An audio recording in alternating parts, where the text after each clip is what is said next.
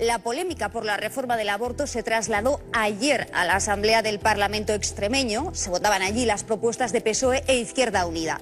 Ya crispó el ambiente que el Partido Popular pidiera que la votación fuera secreta, pero la tensión aumentó con la expulsión de un diputado socialista por interrumpir a otro del PP.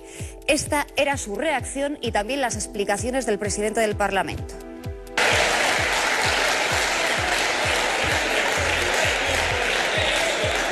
Se ha tocado la cara cuando se lo he dicho. Una falta de respeto a la presidencia de la Cámara. Al ser expulsado, la votación quedaba más equilibrada y con el PSOE, claro, con menos posibilidades para sacar adelante su propuesta. 3 veces tuvo que repetirse la votación porque casualmente salía siempre empate. Al final, denegada. Conforme al reglamento de la Cámara, se repite la votación.